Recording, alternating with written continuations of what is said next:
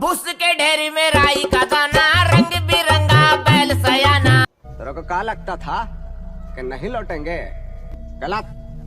जब तक तोड़ेंगे नहीं तब तक छोड़ेंगे। हेलो बच्चों, की हाल? स्वागत है आप सभी का अपने प्यारे से चैनल वीडियो 360% में आयुष सर के साथ। इससे पहले इस प्लेलिस्ट की यानी EDD इस सेकंड की 4 वीडियो हो चुकी है, जिसमें पहले वीडियो पूरे बैच के बारे में पॉलिश मारा हुआ है। दूसरे वीडियो में आपको क्या बोला, सिंबल जो होता है उस सिंबल का रिवीजन कराया गया है। टोटल उसमें बहुत सारे सिंबल्स है। और थर्ड वीडियो में कंडक्टर कंट्रोल सर्किट को बताया गया है जो सिलेबस में है। और फोर्थ वीडियो में ड्यूअल स्टार्टिंग से 3 फेज इंडक्शन मोटर को स्टार्ट करने की मेथड बताई गई है, जो कि क्या है हमारी सिलेबस में है। और इस वीडियो में आप पहले देख लीजिए, आपकी स्क्रीन पे एक सिलेबस चार्ट दिखाई दे रहा होगा, उसमें 1.2 करके दिया होगा, वह 3 phase induction motor getting supply from selected feeder. कौन सा है? 1.2 करके दिया होगा।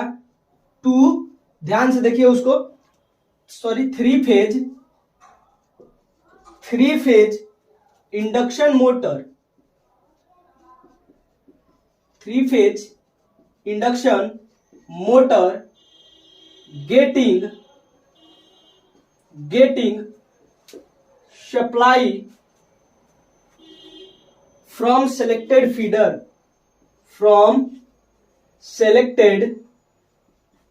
feeder, ये है हमारा मेन हेडिंग जो हमें पढ़ना है। और इस हेडिंग को क्यों पढ़ना है हम जस्ट इसके बाद बताएंगे आपको। इससे पहले इस हेडिंग में हमें क्या क्या पढ़ना है ये देख लीजिए।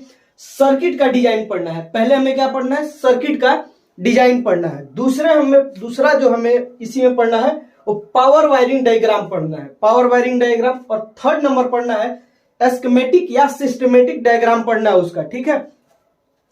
इसके बाद जो हम देखेंगे कि जब हम पावर वायरिंग डायग्राम बनाएंगे तो उसमें OLR लगा होगा। फिर हम OLR के बारे में, आपको अगर शुरू से वीडियो हमारी देख रहे होंगे तो OLR के बारे में या TOLR यानी थर्मल ओवरलोड रिले या ओवरलोड रिले के बारे में आपको अच्छी खासी जानकारी दे दी गई होगी, लेकिन उसके बारे में संपूर्ण जानकारी इसमें हम लोग कवर करेंगे। तो देखिए ये जो हमारी वीडियो है, इससे पहले कि इस हेडिंग में क्या आपको पढ़ाया जाना है ये डिस्कस हो गया है। अब इस हेडिंग को हम पढ़ते क्यों हैं, इसके बारे में जानकारी ले लेते हैं। तो एक हम कहानी बताएंगे आपको। एक क्या बताएंगे? कहानी बताएंगे बाबू सोना वाली। तो देखिए कहानी में है क्या, एक बाबू है, ठीक है। एक क्या है? बाबू है और एक कौन है? सोना है। एक है बाबू और एक है सोना। कहानी को ध्यान से सुनिएगा। कहानी को सुनेंगे तो आप इस हेडिंग को क्यों पढ़ते हैं इसका कंसेप्ट क्लियर हो जाएगा। तो देखिए जो सोना है उसके पापा बहुत क्या है? अमीर है। क्या है? अमीर है, रिच है। इसके पापा क्या है? रिच है। और जो बाबू है वो हमारा डिप्लोमा किया हुआ है इलेक्ट्रिकल इंजीनियरिंग से। बाबू इलेक्ट्रिकल इंजीनियरिंग से डिप्लोमा किया है। सोना जो है वो कुछ की नहीं है, लेकिन इसके पापा इतने अमीर हैं कि वो इसको पैसा दिए और यह क्या सेटअप कर दी? इंडस्ट्री। क्या सेटअप कर दी? इंडस्ट्री। अब इस इंडस्ट्री में बहुत सारे इक्विपमेंट लगे हुए हैं, बहुत सारे मोटर, बहुत सारे अलग अलग कंट्रोल सर्किट्स, बहुत सारे स्विच गियर इक्विपमेंट, सारे इस इंडस्ट्री में लगे हुए हैं। एक दिन हुआ क्या कि जो इस इंडस्ट्री को पावर सप्लाई करने के लिए, इंडस्ट्री को पावर देने के लिए एक फीडर आया था हमारा 3 फेज का, ठीक है। और फीडर क्या होता है? तो फीडर वो तार होता है जो सप्लाई को फीड करने के लिए बनाया जाता है। हम फीडर को कहां देखते हैं? तो आपके घर में, आपके मोहल्ले में जो क्या है, एक ट्रांसफार्मर कचड़े में पड़ा रहता है जिसको सप्लाई आ करके मिलता है। तो जो ट्रांसफार्मर को सप्लाई देता है उसे बोलते हैं फीडर, और जो ट्रांसफार्मर से निकल करके वायर आपके घर के सामने तक आता है उसको बोलते हैं डिस्ट्रीब्यूटर। तो यही फीडर हमारी है। वोल्टेज के लेवल से फीडर हमारा अलग अलग वोल्टेज लेवल पे अलग अलग फीडर होती है, ठीक है। ये जो पूरी जानकारी है ये हम आपको टीडीपी में दे चुके हैं। तो हुआ क्या कि एक दिन सोना का कंपनी इंडस्ट्री इतने धुआंधार तरीकों से रौंद के चल रहा था। मार्केट में पूरे सोने का जो सोना है उसकी इंडस्ट्री का नाम शोहरत सारे चीज हो गया था। हुआ क्या, एक दिन इस फीडर में आ गया फॉल्ट। इस फीडर में क्या आ गया, फॉल्ट आ गया, जिससे अब इस इंडस्ट्री को क्या नहीं मिल पाई, सप्लाई नहीं मिल पाई। अब जब इस इंडस्ट्री को सप्लाई नहीं मिल पाई तो बहुत सारे जो उसमें इक्विपमेंट लगे हुए हैं अचानक से शट डाउन हो गए, अचानक से शट डाउन हो गए। शट डाउन हुए, इस सोना को बहुत सारा लॉस हुआ, पैसा का लॉस हुआ, क्योंकि इसमें बहुत सारे सैकड़ों वर्कर्स वर्क कर रहे थे, वर्कर्स वर्क कर रहे थे। उन लोग को काम नहीं करना पड़ा एक दिन के लिए, फ्री की सैलरी। दूसरा कि इसमें जो प्रोडक्ट बनाने वाली इंडस्ट्री थी उसकी प्रोडक्ट आधे पे निर्माण पे हमारी रुक गई। तो हुआ क्या, अब ये बात गया सोना के पास। सोना तो उतना पढ़ी लिखी थी नहीं, ये पूरा और पूरा क्या हो गई, इसका कॉन्फिडेंस लेवल डाउन हो गया। अब ये रात भर सोई नहीं। इसके बाद ये फोन उठाई सुबह और फोन की बाबू को, फोन की किसको, बाबू को। बाबू इलेक्ट्रिकल इंजीनियरिंग से हमारा डिप्लोमा किया हुआ था। बाबू फोन उठाया, हाँ बोलो सोना। तो सोना बोले कि बाबू तुमसे काम था। बाबू बोला कौन सा काम था, तो यह अपनी सारी प्रॉब्लम, सोना अपनी सारी प्रॉब्लम बाबू को बताया और बाबू सोल्यूशन निकाला। कौन सा सोल्यूशन निकाला, तो बाबू कुछ किया नहीं जाने, ये इंजीनियर है, ये हम लोग हैं, ठीक है। तो ये किया क्या कि बोला कि इतनी सी बात है भाई, जब ये यानी भाई सॉरी सोना, जब ये तुम्हारी सप्लाई एक फीडर की खराब हो जा रही है तो ज्यादा सोचना क्या है, किसी और जगह से दूसरी फीडर मंगवा लो, किसी और जगह से दूसरी फीडर इंडस्ट्री को दे दो। तो सोना के दिमाग, अरे यार मेरे दिमाग में तो ऐसा आया ही नहीं था।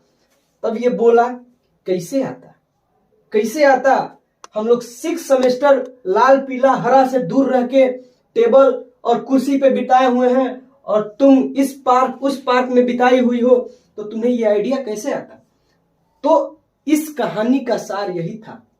अब इस कहानी का सार क्या था कि हम इस टॉपिक को इसलिए पढ़ते हैं कि यदि एक इंडस्ट्री में 2 फीडर हैं, 2 फीडर लाए गए हैं, तो अगर एक फीडर में फॉल्ट होता है तो इंडस्ट्री को चलाने के लिए हम दूसरे फीडर से कंटिन्यू सप्लाई लेकर के और इंडस्ट्री को चला सकते हैं। लेकिन इसमें हमें क्या पढ़ना है, इसका सेटअप पढ़ना है, इसका पावर वायरिंग डायग्राम पढ़ना है। इसका क्या पढ़ना है, पावर वायरिंग डायग्राम। इस कहानी को इससे रिलेट करिएगा, एकदम अच्छे से अब बताते हैं। देखिए इंडस्ट्री है, इंडस्ट्री में बहुत सारी क्या लगी हुई है, 3 फेज मोटरें लगी हुई है। तो हम बेसिकली एक मोटर को लेकर के और समझते हैं।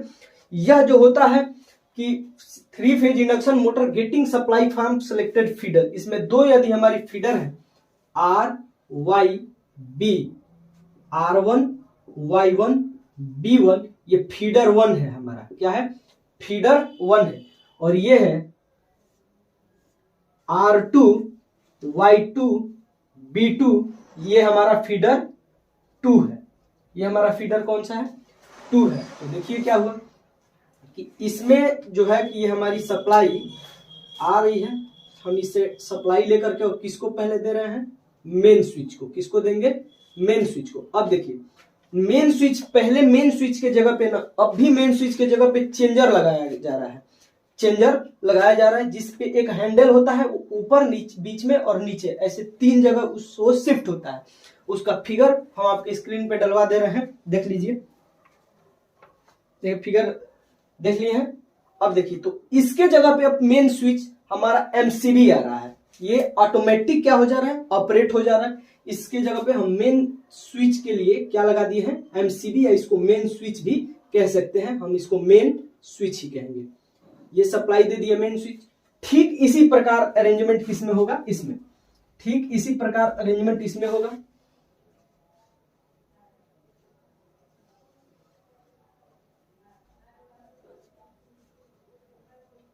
यहां पे हमारा क्या लगा हुआ है, मेन स्विच लगा हुआ है। और फिर जब मेन स्विच से हमारी सप्लाई आती है तो इसको दे दिया जाता है, इस सप्लाई को किसको, यहां पे हम लगा देते हैं फ्यूज। ये क्या है, फ्यूज का सेट है, फ्यूज का सेट है। दिखाई दे रहा है आपको? दिखाई दे रहा है कैमरा में?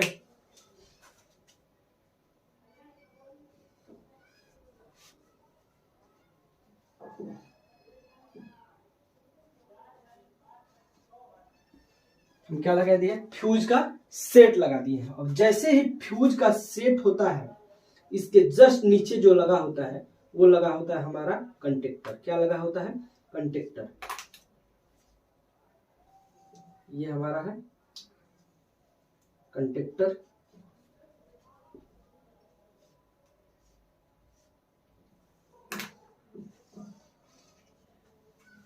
यहाँ पे भी हम कंटेक्टर लगा देंगे। चूंकि हम 2 फीडर ला रहे हैं, इसके जगह 3 फीडर भी आप ला सकते हैं। इसका कंस्ट्रक्शन सेम ही होगा। देखिए, और कहाँ पे बस केवल हम लोग चेंज करना है हम लोगों को, वो हम लोग अभी तुरंत देख लेंगे। ये क्या है? ये कंटेक्टर है इसका। अब इस कंटेक्टर के बाद जो आता है वो आता है OLR या TOLR, ओवरलोड रिले या थर्मल ओवरलोड रिले हमारा।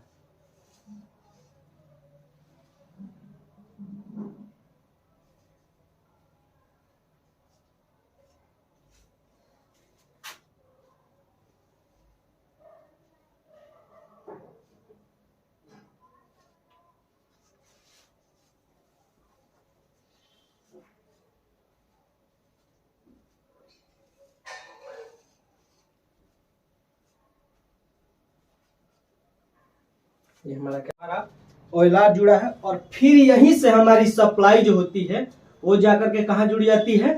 हमारी 3 फेज के इंडक्शन मोटर के साथ। 3 फेज के इंडक्शन मोटर के साथ। और यही सेम टू सेम दूसरे फीडर में भी यहाँ से सप्लाई आकर के और कहाँ पे कनेक्टेड हो जाती है? हमारी 3 फेज इंडक्शन मोटर के साथ। यहाँ से हमारी ये सप्लाई आएगी इस फेज में, ये दूसरे फेज में, और ये तीसरे फेज को सप्लाई दे देगी। और इस तरह ये हमारा पूरा कंप्लीट सर्किट डायग्राम बन जाएगा। अब इसका हम नामकरण करते हैं। ये कौन सा है? फीडर 1 है। ये है फीडर 1 और ये है हमारा फीडर 2। ये हमारा फीडर 2। ये है हमारा मेन स्विच, और ये भी है हमारा मेन स्विच। ये भी है हमारा मेन स्विच। और ये है हमारा फ्यूज सेट, और ये भी है हमारा क्या? Fuse set. हर में हर एक चीज, मतलब दोनों में हर चीज लगा हुआ है। ये है मेन कंटेक्टर, और ये भी है हमारा मेन कंटेक्टर, और ये है हमारा OLR ओवरलोड रिले या थर्मल ओवरलोड रिले। इसके बारे में हम अभी डिटेल में पढ़ेंगे। ये भी है हमारा OLR या TOLR, ठीक है। और यहाँ से सप्लाई आके हमारी 3 फेज इंडक्शन मोटर में चली गई है, और यहाँ से भी हमारी सप्लाई आकर के 3 फेज इंडक्शन मोटर में चली गई है। चलिए इसको कंस्ट्रक्शन और वर्किंग को समझते हैं। पहले आप इसको बनाए आराम से।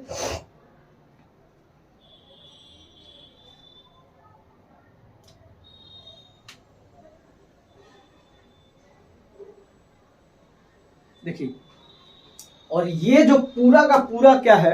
ये पूरा का पूरा अरेंजमेंट है। ये किसका अरेंजमेंट है? 3 phase induction motor getting supply from selected feeder का अरेंजमेंट है। और कौन सा अरेंजमेंट है? तो पावर वायरिंग डायग्राम। ये कौन सा अरेंजमेंट है? तो इसका power wiring diagram. Power wiring diagram हम क्यों पढ़ते हैं? पावर वायरिंग डायग्राम हम क्यों पढ़ते हैं? तो पावर हर स्टेप में कैसे कैसे फ्लो होती है, इसको जानने के लिए पावर वायरिंग डायग्राम पढ़े हैं। इसको हम बहुत अच्छे से पिछले वीडियो में बता चुके हैं। अब देखिए यहाँ पे है क्या कि बेसिकली हमारा यहाँ पे 3 फेज की 2 फीडरें लगी हुई हैं। इसका कंस्ट्रक्शन अगर आए तो कैसे लिखना है? यहाँ पे 3 फेज की क्या लगी हुई है?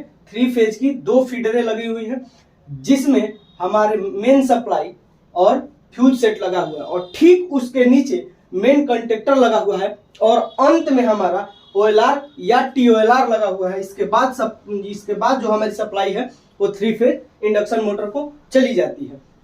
अब इसकी हम वर्किंग प्रिंसिपल पढ़ेंगे। इसका क्या पढ़ेंगे? Working principle. तो देखिए, यहाँ से सपोज कि हम फीडर 1 से सप्लाई आ रही है तो मेन स्विच को ऑन करते ही सप्लाई हमारी फ्यूज सेट में फ्लो हो रही है। फ्यूज सेट का मेन वर्क है कि ओवरलोड तथा शॉर्ट सर्किट फॉल्ट की कंडीशन में यह अपने एलिमेंट को मेल्ट करके और मोटर को प्रोटेक्शन प्रोवाइड कराता है। और मेन कंडक्टर का काम यह है कि मेन कंडक्टर को जैसे ही मेन कंडक्टर ऑन होता है तो सप्लाई हमारी ओवरलोड रिले से होती हुई 3 फेज इंडक्शन मोटर में चली जाती है। अब केस वो आता है कि यदि इस केस में हमारी क्या हो गई, इस फीडर में फॉल्ट प्रोड्यूस हो गया, तब यही सेम प्रोसेस फीडर 2 के माध्यम से आएगा और सप्लाई हमें हमारी मोटर को मिल जाएगी, जिससे हमारी फैक्ट्री या इंडस्ट्री कंटिन्यू सप्लाई प्रोवाइड कराती रह जाएगी इंडस्ट्री को। ये हमारी फीडर। अब बात आता है कि ओवरलोड रिले। तो ये जो ओवरलोड रिले है ये कब खुलता है, तो ओवरलोड रिले जैसे कि शॉर्ट सर्किट फॉल्ट या ओवरलोड की कंडीशन में जो हाई करंट फ्लो होती है उसके कारण से ये ऑपरेट होता है और यह अपने कंटेक्ट को ओपन कर देता है जहां से यहां तक सप्लाई आती है और मोटर में किसी प्रकार की सप्लाई नहीं जाती है, जिससे मोटर की वाइंडिंग जलने से बच जाती है। और फिर अभी इसका हम power wiring diagram, working principle, construction देख लिए। अभी इसका हम लोग पढ़ेंगे सिस्टमेटिक डायग्राम। तो आप सभी लोग इसको नोट डाउन कर लीजिए। सभी लोग इसको नोट डाउन करिए। हमने पावर वायरिंग डायग्राम पढ़ लिया यहां से 5 नंबर का। कितने नंबर का पढ़ लिया? 5 नंबर का पावर वायरिंग डायग्राम और सिस्टमेटिक डायग्राम पढ़ेंगे अभी जस्ट इसका।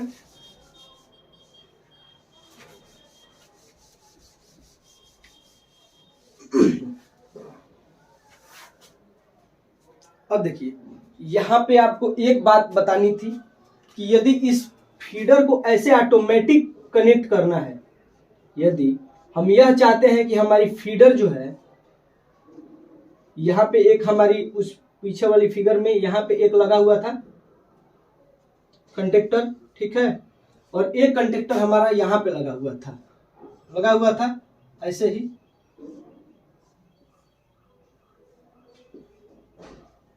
तो यदि हम यह चाहते हैं कि सप्लाई किसी फीडर से अगर हमारी जाती है तो दूसरी फीडर खुद ही उस इंडस्ट्री को सप्लाई देने लगे ऑटोमेटिकली, तो उस कनेक्शन में करते क्या है, इसके ऊपर वाले कंटेक्ट इसके नीचे वाले कंटेक्ट से और इसके नीचे वाले कंटेक्ट इसके ऊपर वाले कंटेक्ट से क्या कर देते हैं, कनेक्शन कर देते हैं। लेकिन ये हमें फिगर में दिखाना नहीं था, हम यहाँ पे आपको समझाए हैं, तब यह ऑटोमेटिक हो जाता। तब यह क्या हो जाता है, ऑटोमेटिक हो जाता है। यह आपको इसलिए बताया जा रहा है कि पावर जो सिस्टमेटिक डायग्राम है उसमें इस प्रकार के कनेक्शन को हमें दिखाना है, इस प्रकार के कनेक्शन को क्या करना है, दिखाना है। तो आप एकदम चिंता न करें, धागा खोल कंसेप्ट आपको दिया जाएगा, धागा खोल कंसेप्ट, सारे कंसेप्टों का सुपड़ा साफ कर दिया जाएगा आपको।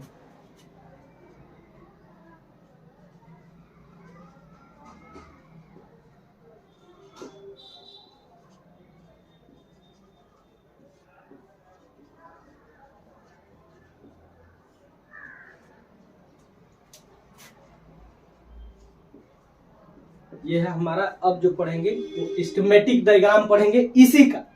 3 phase induction motor getting supply from selected feeder का ही हम लोग क्या पढ़ेंगे, स्कीमेटिक डायग्राम पढ़ेंगे। तो देखिए स्कीमेटिक डायग्राम में क्या होता है, पहले हम फेज बनाएंगे, फेज है ये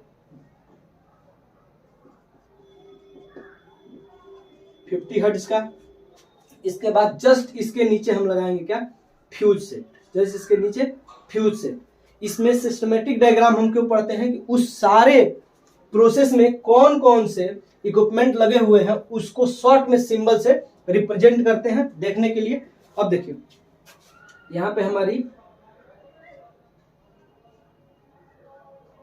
2 OLR लगा हुआ था, OLR1, और ये है हमारा OLR2। पीछे भी 2 OLR हमारा लगा हुआ था। इसके बाद ये हमारा आता है मेन स्विच, मेन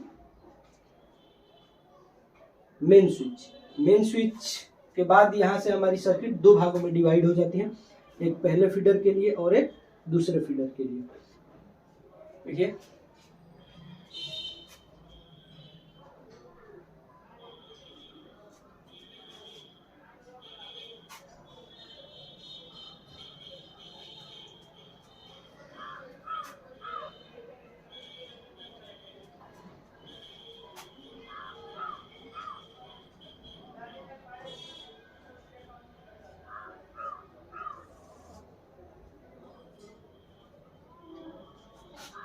हमारा न्यूट्रल है, ये फेज है। अब देखिए क्या है, यहाँ पे जो स्विच लगा हुआ है वो स्विच ए है, स्विच ए है। कौन सा स्विच है? स्विच ए। और जो यहाँ पे हमारा स्विच लगा हुआ है यहाँ पे वो कंटेक्ट बी है। कौन सा कंटेक्ट है? कंटेक्ट है ये कंटेक्ट C1, इसको कंटेक्ट C1 लिख लीजिए।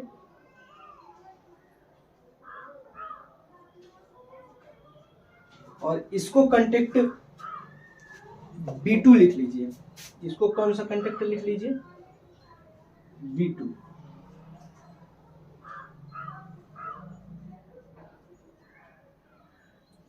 कंटेक्ट B2 लिख लीजिए। और फिर यहां पे जो हमारी कंटेक्ट है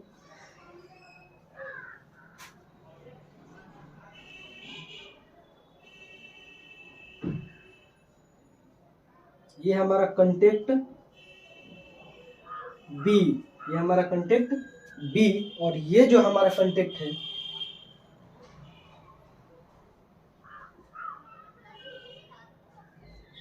ये जो हमारा कंटेक्ट है इसको कंटेक्ट C2 लिख लीजिए। कंटेक्ट C2 ये पहले कंटेक्टर का कॉइल है या दूसरे कंटेक्टर का कॉइल है, ये न्यूट्रल से कनेक्टेड है। अब आप इसको एकदम ध्यान से बनाइए अच्छे से, ये एकदम अच्छा से बना हुआ है, इसमें कोई सी भी प्रकार की गलती नहीं है जिससे आपको पुनः डायग्राम को मिटाना पड़े। अब देखिए ये जो कंटेक्ट है ना, ये जो कंटेक्ट, अब इन दोनों में रिलेशन बताते हैं B1 और B2 कैसे जुड़े हुए हैं। देखिए ऑटोमेटिक वाली कंडीशन बताए थे, B1 और B2 कैसे कनेक्टेड है ये आपको बताया जा रहा है।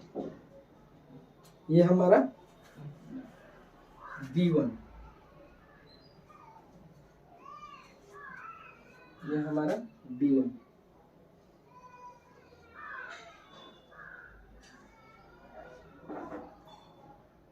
ये है हमारा B1 और ये है हमारा B2।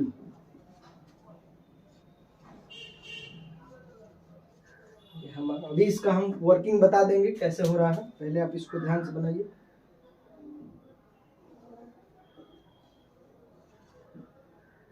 ये हमारा C1, ये हमारा C2, ये हमारे C2G है।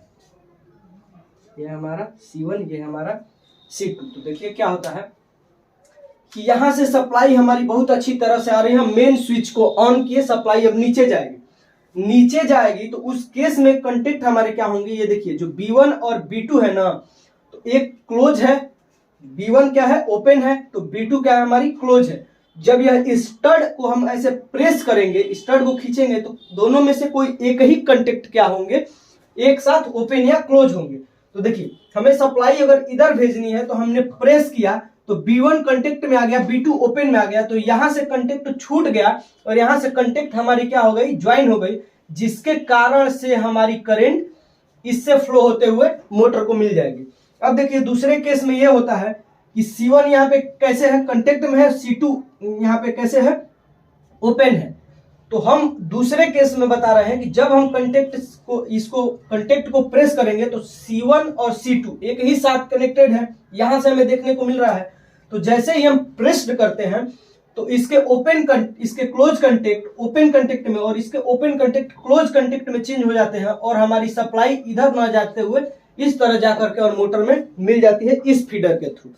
तो ये था इसका सिस्टमेटिक डायग्राम, इसका 3 phase induction motor getting supply from selected feeder का। तो आप लोग इसे ध्यान से बनाइए। इसके बाद हम अभी पढ़ते हैं OLR के बारे में, थर्मल ओवरलोड रिले के बारे में एकदम अच्छे से। इसको बनाइए।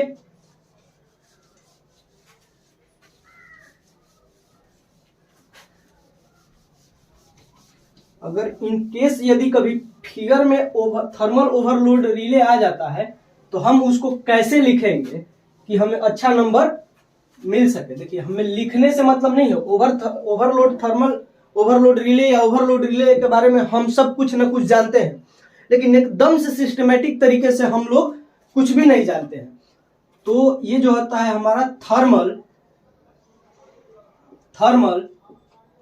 ओवरलोड रिले, या इसी को कहते हैं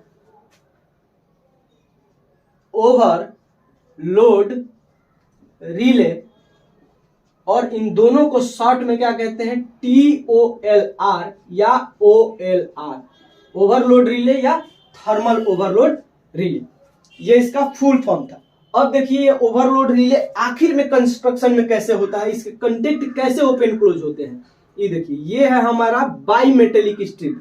बाई मेटेलिक स्ट्रिप मतलब दो धातु की पत्तियां, दो मेटल की पत्तियां, इसको ऐसे जोड़ा गया है जिसमें ये जो है और ये जो है वो अलग अलग मटेरियल का बनाया गया है। ये हमारा सॉफ्ट मेटल है। कैसा है ये हमारा, कैसा है ये नॉर्मल मटेरियल का बनाया गया है, नॉर्मल, या इसको सॉफ्ट भी कह सकते हैं, नॉर्मल मटेरियल। और ये है हमारा, ये जो नीचे वाली पत्ती बनाई गई है वो हार्ड मटेरियल की बनाई गई है, हार्ड मटेरियल की। और ये दोनों का जंक्शन है, ये है क्या, बाई मेटालिक स्ट्रिप। इसको हम बाई मेटालिक स्ट्रिप कह सकते हैं, बाई मेटालिक स्ट्रिप। अब देखिए OLR रिले जो होता है, TOLR रिले होता है, इसको हम ऐसे कंस्ट्रक्शन में बताएंगे।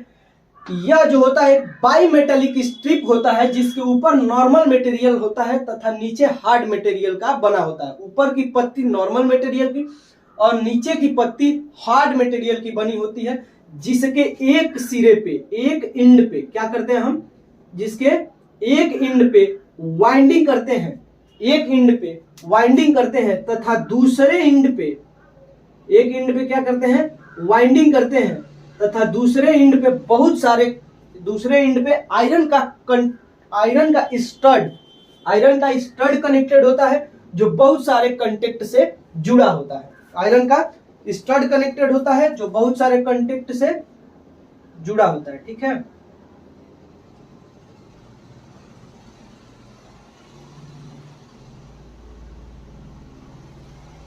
ऐसे बन गया।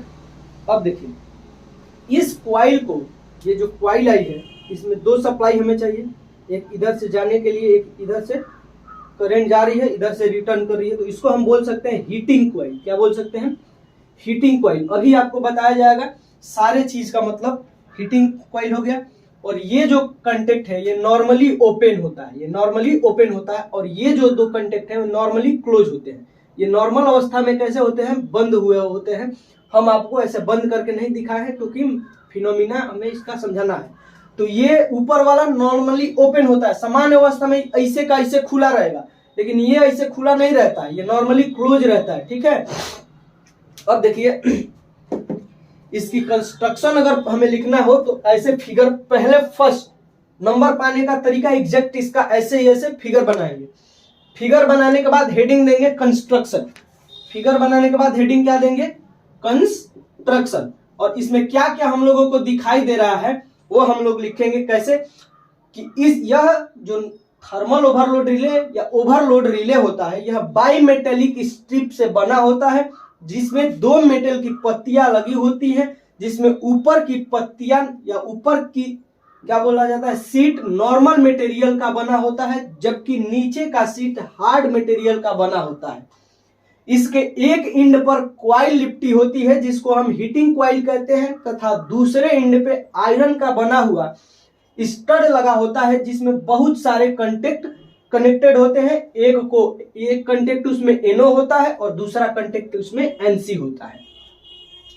अब ये हमारा कंस्ट्रक्शन हो गया, हम इसके बारे में पूर्ण कंस्ट्रक्शन लिख लिए। अब देखिए जब हम इसमें वर्किंग प्रिंसिपल लिखेंगे, वर्किंग प्रिंसिपल यह कैसे काम करता है, वर्किंग प्रिंसिपल, तो देखिए इसमें एक हीटिंग क्वाइल लगे होने के कारण जब इसमें करंट फ्लो होती है तो इसमें एक मैग्नेटिज्म जनरेट होता है। हालांकि यह करंट कम होने के कारण इस दोनों मेटल पे किसी भी प्रकार का प्रभाव नहीं होता है, लेकिन जैसे ही ओवरलोड या शॉर्ट सर्किट की कंडीशन में, जैसे ही ओवरलोड या शॉर्ट सर्किट की कंडीशन में इस क्वाइल से हमारी करंट का वैल्यू इंक्रीज करता है, तो हम जानते हैं कि H = I² के अकॉर्डिंग हीट का उत्पन्न होता है।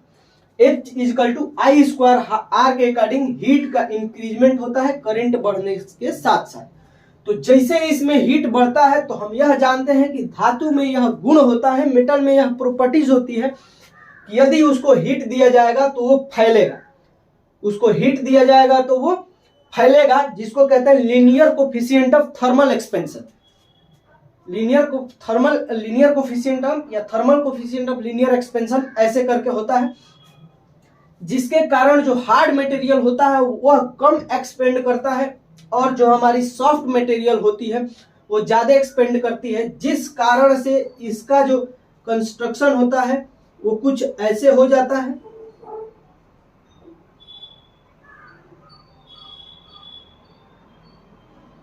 जिस कारण से इसका कंस्ट्रक्शन ऐसे हो जाता है और यह आयरन के स्टड को खींच देता है, जिसके कारण से normally open contact normally close में और normally close contact normally open में चेंज हो जाता है। Normally close open contact normally close में और normally close contact normally open में चेंज हो जाता है और नॉर्मली ओपन में चेंज हो जाता है और वहीं से हमारी सप्लाई कट ऑफ हो जाती है। इसके बाद हमारी सप्लाई मोटर में नहीं जाती है, जिसके कारण हमारा मोटर जलने से बच जाता है। हमारा मोटर जलने से बच जाता है और हमारा क्या बच जाता है? पैसा बच जाता है। हमारा क्या बच जाता है? पैसा बच जाता है। ऐसे करके इसका क्या लिखना है? Working principle. आप सभी को वर्किंग प्रिंसिपल। अब OLR देखिए, जो हमारा OLR है इसके बारे में आपको संपूर्ण जानकारी दे दी गई है। कंडक्टर के बारे में आपको संपूर्ण जानकारी दे दी गई है, लेकिन कंडक्टर का लिखित स्रोत आपको नहीं दिया गया है। आपको लिखित साक्ष्य दे दिया जाएगा, हड़प्पा कालीन वाला। अब देखिए, हमारी कंडक्टर के बाद आती है लिमिट स्विच, उसको भी पढ़ा देंगे कभी।